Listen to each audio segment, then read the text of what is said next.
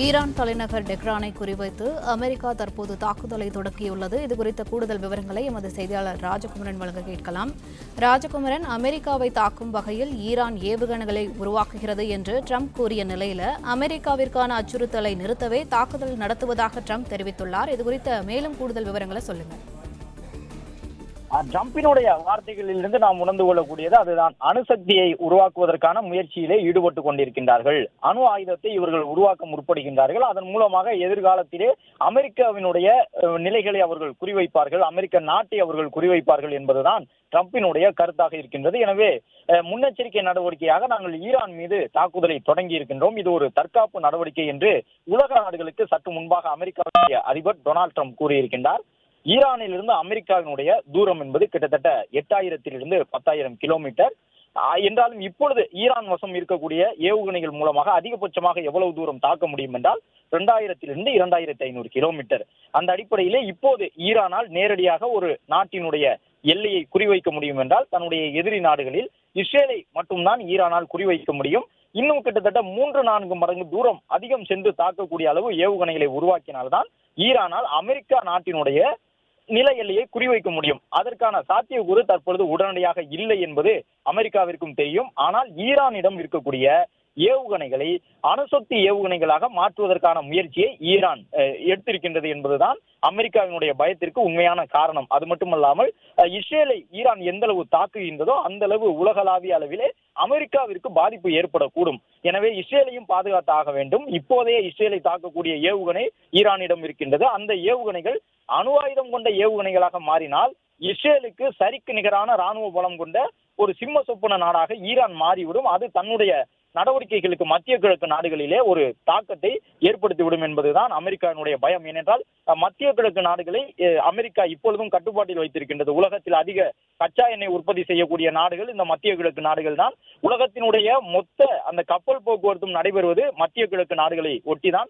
எனவே செல்வ செழிப்பு மிக்க மத்திய கிழக்கு நாடுகளை தன்னுடைய கட்டுப்பாட்டில் வைத்துக் கொள்வதற்கு அமெரிக்கா எப்பொழுதுமே விரும்பும்.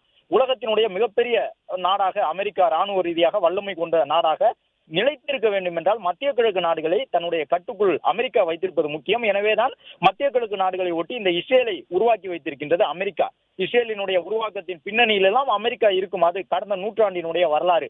இந்த ஒட்டுமொத்த பிரச்சனைகளையும் நாம் அலசி ஆராய்ந்து அமெரிக்காவினுடைய அதிபர் சொல்லக்கூடிய கருத்துக்கள், ஈரான் நாடினுடைய பின்னணி என்ன, இஸ்ரேலினுடைய வரலாறு என்ன, ஹிஸ்புல்லாவினுடைய வரலாறு என்ன, காசா முனையில் இருக்கக்கூடிய பாலஸ்தீன யுத்த குழுக்களுடைய வரலாறு என்ன என்று ஒட்டுமொத்தமாக இந்த சண்டைகளுக்கெல்லாம் மைய புள்ளியாக என்ன காரணம் இருக்கின்றது என்றால் ஜெருசலேம் நகரம் என்ற ஒன்று இருக்கும். அந்த அடிப்படையில் தான் அமெரிக்காவினுடைய இந்த வார்த்தைகளுக்கு பின்னால் ஒரு நூற்றாண்டு கால வரலாறு இருக்கின்றது.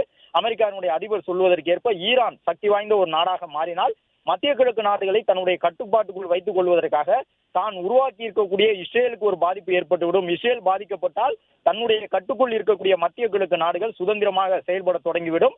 எண்ணெய் வளங்களுக்கு தன்னுடைய தற்சார்பு நிலை இல்லாமல் போய்விடும் என்பதுதான் அமெரிக்காவினுடைய அச்சத்திற்கான காரணம். எனவே அமெரிக்காவிற்கு தெரியும், டொனால்ட் ட்ரம்ப் கூறியதை போன்று உடனடியாக அவ்வளவு தூரம் பறந்து சென்று தாக்கக்கூடிய ஏவுகணைகளை உடனடியாக ஈரானால் தயாரிக்க முடியாது. ஆனால் இப்பொழுது இருக்கக்கூடிய ஏவுகணைகளை அவர்கள் அணு ஆயுதம் கொண்டதாக மாற்றினாலே இஸ்ரேலை தகர்த்து விடுவார்கள். அதன் காரணமாகத்தான் அவர்கள் அணு ஆயுதத்தை தயாரிக்க விடாமல் செய்வதற்கான அனைத்து நடவடிக்கையையும் அமெரிக்கா மேற்கொண்டிருக்கின்றது. இந்த அணு ஆயுதத்தை எவ்வாறு தயாரிப்பார்கள் என்றால், வழக்கமாக இந்த யுரேனியம் என்கின்ற ஒரு தாது, அந்த தாதுவிலே 100% இருக்கின்றது என்றால் அதில் 0.7% தான் அணு ஆயுதத்திற்கு பயன்படுத்தக்கூடிய அளவு தகுதி கொண்ட யுரேனியம் இருக்கும். ஒட்டுமொத்த யுரேனியத்திலே 0.7%. எனவே அந்த 0.7% மட்டும் வைத்துக் கொண்டு அணு ஆயுதத்தை பெரிய அளவில் யாராலும் தயாரித்து விட முடியாது.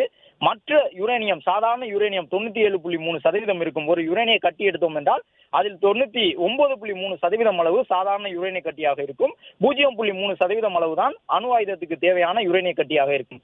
எனவே அந்த யுரேனிய கட்டியை செறிவூட்டுவார்கள். செறிவூட்டுவது என்றால் அந்த யுரேனியத்தை வாயுவாக மாற்றி, காற்றை போன்று மாற்றி அதை சுழல செய்து சக்தி கொண்டதாக அதிலிருந்து யுரேனியம் 35 என்கின்ற ஒரு தாதுவை பிரித்தெடுப்பார்கள். அந்த யுரேனியம் 35 மூலமாகத்தான் அணு ஆயுதத்தை உருவாக்க முடியும். ஏனென்றால் யுரேனியம் 235 என்பது எளிதாக வெடித்து மிகப்பெரிய சேதாரத்தை விளைவிக்கும். ஈரான் நாடு இப்பொழுது அதைத்தான் செய்கின்றது. எங்களோடு அமெரிக்கா போட்டுக்கொண்ட ஒப்பந்தத்தை மீறிவிட்டது, எங்கள் நாட்டுக்குள் பல்வேறு உள்நாட்டு குழப்பங்களை அமெரிக்கா ஏற்படுத்தி விட்டது.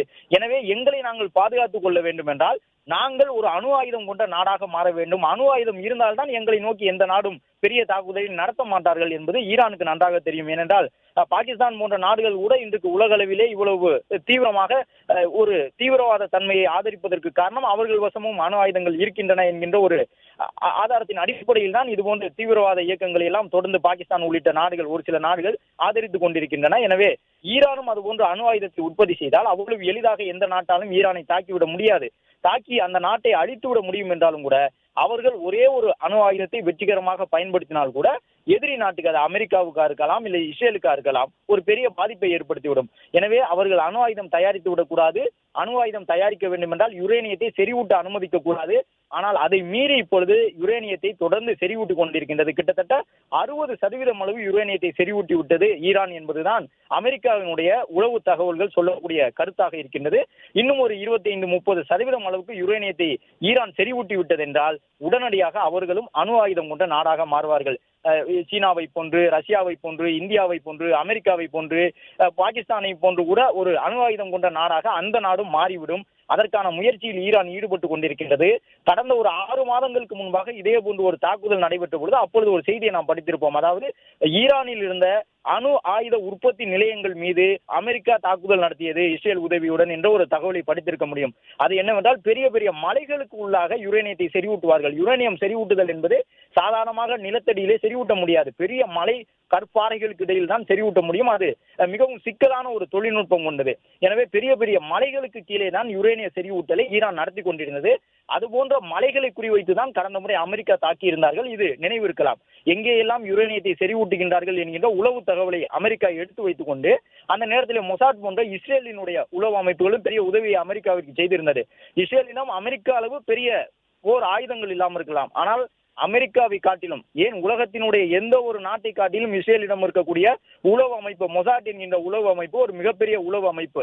ஒவ்வொரு நாட்டினுடைய ராணுவ ரகசியத்தையும் அவர்கள் தெரிந்து வைத்திருப்பார்கள். அதில் ஒரு சில சரிவு கடந்த சில ஆண்டுகளுக்குள் ஏற்பட்டிருந்தாலும் கூட மொசாட்டை யாரும் குறைத்து மதிப்பிட முடியாது. எப்படி இந்தியாவிற்கு ரா என்பது ஒரு சக்தி வாய்ந்த உளவு அமைப்பாக இருக்கின்றதோ, பாகிஸ்தான் நாட்டிற்கு ISI என்கின்ற சக்தி வாய்ந்த உளவு அமைப்பு இருக்கின்றதோ, அதே போன்று அவர்களுக்கு மொசாட் என்பது இஸ்ரேலுக்கு ஒரு மிகப்பெரிய உளவு அமைப்பு. அந்த உளவு அமைப்பு அமெரிக்காவிடம் சில தரவுகளை கொடுக்கின்றது. இந்த மலைகளுக்கு கீழே வைத்துதான் யுரேனியத்தை செறிவூட்டுகின்றார்கள் என்று அந்த தரவுகளை வைத்துக் கொண்டு அமெரிக்கா அந்த மலைகளை எல்லாம் கடந்த முறை தாக்கி இருந்தது. கிட்டத்தட்ட ஒரு சில பகுதிகளில் கூட வெற்றிகரமாக அந்த தாக்குதல் நடந்து முடிந்ததாக சொன்னார்கள். ஆனால் இப்பொழுதும் யுரேனியத்தை 95% அளவிற்கு செறிவூட்டுவதற்கான முயற்சியிலே ஈரான் ஈடுபட்டு கொண்டிருக்கின்றது. இன்னும் ஒரு 20-30% செறிவூட்டி விட்டால் உலக நாடுகளின் வரைபடத்திலே அணு ஆயுதம் கொண்ட விரல் விட்டு எண்ணக்கூடிய நாடுகளில் ஒன்றாக ஈரானும் மாறிவிடும். அப்படி ஈரான் மாறினால் உடனடியாக இஸ்ரேலை ஒட்டுமொத்தமாக ஈரான் தகர்த்து எரிந்துவிடும். அதற்கான ஒரு தற்காப்பு நடவடிக்கையாகத்தான் இப்பொழுது இந்த இஸ்ரேல் நாடு அமெரிக்காவை பயன்படுத்தி இவ்வளவு பெரிய தாக்குதலை தொடங்கி இருக்கின்றது. இஸ்ரேலை பொறுத்தவரை அவர்களுக்கு ஆதரவாக இஸ்லாமிய குடியரசில் இருக்கக்கூடிய ஒரே ஒரு நாடு மட்டும்தான் இருக்கின்றது. சவுதி அரேபியா மட்டும்தான் வெளிப்படையாக இஸ்ரேல் மற்றும் அமெரிக்காவை ஆதரிக்கக்கூடிய நாடாக இருக்கின்றது. மற்றபடி இந்த மத்திய கிழக்கில் இருக்கக்கூடிய ஒட்டுமொத்த இஸ்லாமிய குடியரசு நாடுகளும் ஈரான் வசம் தான் ஆதரவு தெரிவித்திருக்கின்றார்கள். ஈராக் உள்ளிட்ட நாடுகள் நடுவுநிலை வகிப்பதாக சொல்லியிருந்தாலும் கூட, துருக்கி உள்ளிட்ட நாடுகள் நாட்டோ கூட்டமைப்பிலே அமெரிக்காவின் தலைமையை ஏற்றிருந்தாலும் கூட மத அடிப்படையிலே துருக்கி எல்லாம் வெளிப்படையாக பெரிய தாக்குதலை நடத்துவதற்கு முன்வர மாட்டார்கள், ஈரானுக்கு எதிரான தாக்குதலுக்கு உதவுவதற்கு.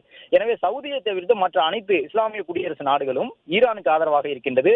ஈரானினுடைய நோக்கம் என்பது அவர்களுக்கு அந்த வலி இன்னும் இருந்து கொண்டே இருக்கின்றது என்பதை சொல்லுவார்கள். நூற்றாண்டுகளாக ஜெருசலேம் நகரை நாங்கள் இழந்து விட்டோம், பாலஸ்தீனிய மக்கள் இழந்து விட்டோம். பாலஸ்தீன் என்பது இன்றைக்கு இருக்கக்கூடிய இஸ்ரேல் மட்டுமல்ல, அதை சுற்றி இருக்கக்கூடிய ஜோர்டான் உள்ளிட்ட நாடுகள், 1-2 நாடுகள், அது ஒரு பெரிய நிலப்பரப்பு, பாலஸ்தீனிய நிலப்பரப்பு. அந்த நிலப்பரப்பில் தான் உலகம் முழுவதும் சிதறி கிடந்த யூதர்கள் எல்லா நாடுகளிலும் அவர்கள் மீது தாக்குதல் நடத்தப்பட்டது. கடந்த நூற்றாண்டிலே அவர்கள் ரஷ்யாவில் இருந்தார்கள், ஜோர்டானில் இருந்தார்கள், ஐரோப்பிய ஒன்றிய பகுதியிலே இருந்தார்கள், எல்லா நாடுகளிலும் பரவி கிடந்தார்கள். அவர்களுக்கு என்று ஒரு நாடு இல்லாமல் இருந்தது யூதர்களுக்கு. எல்லா நாடுகளிலும் அவர்கள் அடித்து விரட்டப்பட்டார்கள். அதன் பிறகு யூதர்கள் ஒன்று கூடி ஒரு முடிவெடுக்கின்றார்கள். தங்கள் மதத்தினுடைய தலைமை, அதாவது தங்களுடைய நூலான யூதர்களுடைய புனித நூல் சொன்னதற்கேற்ப தங்களுக்கென்று இருக்கக்கூடிய நாடு பாலஸ்தீன நாடு. அது இறைவன் தங்களுக்கு வழங்கிய பூமி. எனவே பாலஸ்தீனத்தை கைப்பற்ற வேண்டும், அங்கே ஒரு நாட்டை உருவாக்க வேண்டும் என்று உலகம் முழுவதும் இருக்கக்கூடிய யூதர்கள் முடிவு செய்துதான் பாலஸ்தீன நாட்டுக்குள் ஊடுருவ தொடங்குகின்றார்கள். எப்படி ஊடுருவுகின்றார்கள் என்றால், அங்கே இருக்கக்கூடிய அரேபியர்களிடம் பணம் கொடுக்கின்றார்கள். அரேபியர்களுக்கு வட்டிக்கு பணம் கொடுக்கின்றார்கள். அரேபியர்களுடைய நிலத்தை மிகப்பெரிய அளவில் விலை கொடுத்து வாங்குகின்றார்கள். அரேபியர்களை நினைத்து பார்க்க முடியாத அளவிற்கு பாலஸ்தீனத்திற்குள்ளே நிலத்தை வாங்குகின்றார்கள். திடீரென்று ஒரு ஊருக்குள் ஒரு சிலர் வருகின்றார்கள். ஒரு 1,00,000 ரூபாய் மதிப்புடைய இடத்தை 1 கோடிக்கு வாங்குகின்றோம் என்று சொல்லும்போது அந்த ஊர் மக்கள் என்ன நினைப்பார்கள்? இந்த 10 ஏக்கர் நிலத்தை விட்டுவிட்டு நாம் பக்கத்து ஊரில் நிலம் வாங்கிக் கொள்வோம் என்று நினைப்பார்கள். அதுதான் அன்றைய காலகட்டத்திலே 1910 முதல் 1950 இடையில் நடந்தது. அரேபியர்கள் எல்லாம் பாலஸ்தீனத்தில் வசித்தவர்கள் அந்த யூத நில வங்கி என்கின்ற அமைப்பிடம் தங்களுடைய நிலத்தை விட்டுவிட்டு கொஞ்சம் கொஞ்சமாக வெளியில் செல்கின்றார்கள். அப்படி ஒரு ஊரை அல்ல, ஒரு நாட்டையே உருவாக்கி விட்டார்கள் யூதர்கள். ஒரு கட்டத்திலே யூதர்கள் உலகம் முழுவதும் இருக்கக்கூடியவர்கள் அந்த நிலவள வங்கிக்கு பணம் கொடுப்பார்கள்.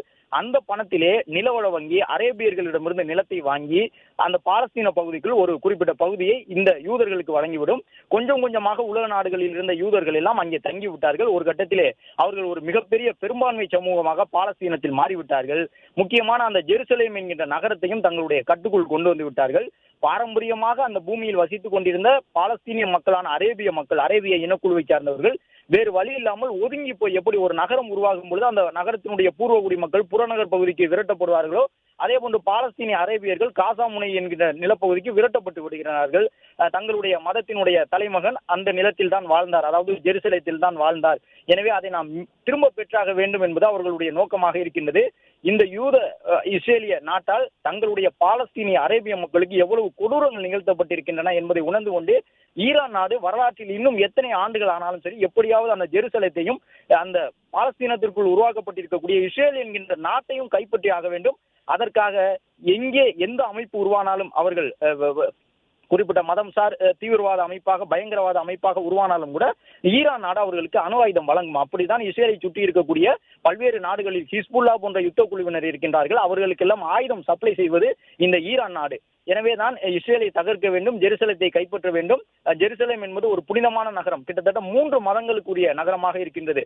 யூதர்களுடைய நகரம், யூதர்களுடைய புனித நூலில் சொல்லப்பட்ட அவர்களுக்கென்று இறைவன் கொடுத்த பூமியாக அவர்கள் சொல்லக்கூடிய நகரம் என்பது பாலஸ்தீனத்தில் இருக்கக்கூடிய அந்த ஜெருசலேம் நகரம். அதே போன்று இஸ்லாம் முக்கியமான நபராக கருதக்கூடிய நபிகள் நாயகம் அவர்களுக்கு அந்த இறையருள் கிடைத்த பகுதி ஜோர்டான் என்று சொல்வார்கள். அதே போன்று இயேசு கிறிஸ்து வாழ்ந்து மறைந்த பூமி அந்த ஜெருசலேம் தான். எனவே 3 மதத்தை சார்ந்தவர்களுக்கு முக்கியமான ஒரு பூமியாக இருக்கின்றது. இப்பொழுது அது யூதர்களுடைய கட்டுப்பாட்டில் இருக்கின்றது பாலஸ்தீன பகுதி. எனவே அந்த குறிப்பிட்ட மதத்தை சார்ந்தவர்கள் எப்படியாவது அதை கைப்பற்ற வேண்டும் என்று நினைக்கின்றார்கள். அவர்களுக்கு ஈரான் துணை போகின்றது, தீவிரவாத குழுக்களுக்கு ஈரான் துணை போகின்றது, தங்களை சுற்றி இருக்கக்கூடிய பயங்கரவாத அமைப்புகளுக்கு ஈரான் பணம் கொடுக்கின்றது, ஆயுதம் கொடுக்கின்றது என்கின்ற ஒரு கோபத்திலே இஸ்ரேல் ஈரானை தாக்க முற்படுகின்றது. இஸ்ரேல் தாக்கப்பட்டால் அது மத்திய கிழக்கு நாடுகளில் தனக்கு இருக்கக்கூடிய செல்வாக்கை குறைத்து விடும் என்பதன் காரணமாக வழக்கமாக தனக்கு இருக்கக்கூடிய ஒரு சில வெறுப்பின் காரணமாக அமெரிக்கா ஈரானுக்கு எதிராக திரும்பி நிற்கின்றது. எனவே இஸ்ரேலை அமெரிக்கா பயன்படுத்துகின்றது, இஸ்ரேலை சுற்றி இருக்கக்கூடிய பயங்கரவாத அமைப்புகளை ஈரான் பயன்படுத்திக் கொள்கின்றது. இதுதான் இந்த யுத்தத்திற்கான மூல காரணம். எனவே ஒரு நூற்றாண்டு காலமாக நடந்து கொண்டிருக்கக்கூடிய இந்த சண்டை, இதனுடைய பின்னணியில் இருப்பது ஜெருசலேம் என்கின்ற ஒரு புனிதமான நகரம். அந்த நகரம் எந்த வகையிலும் வளம் கொண்ட பகுதி அல்ல. மத்திய கிழக்கு நாடுகளில் இருக்கக்கூடிய ஒவ்வொரு பகுதியும் எண்ணெய் வளம் கொண்டது, அவையெல்லாம் மிகப்பெரிய அளவில் செல்வ வளம் கொண்ட பகுதியாக இருக்கும்.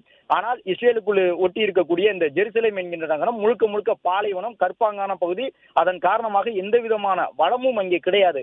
ஆனாலும் கூட ஒரு புனிதம் அதன் மீது கட்டமைக்கப்பட்டு நம்ப வைக்கப்பட்டு அதன் காரணமாக 2 முக்கிய நாடுகள் இஸ்ரேல் மற்றும் ஈரான் என்கின்ற நாடுகள் சண்டை போட போய் அதன் பின்னணியிலே அமெரிக்கா ஒரு தரப்புக்கு ஆதரவாக வரப்போய் அதன் தொடர்ச்சியாக இஸ்லாமிய குடியரசில் இருக்கக்கூடிய 30க்கும் மேற்பட்ட நாடுகள் ஒரு பக்கம் மத ரீதியாக அணிதிரள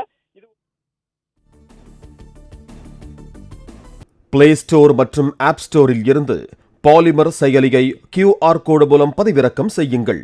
செய்திகளை உடனுக்குடன் பெறுங்கள்.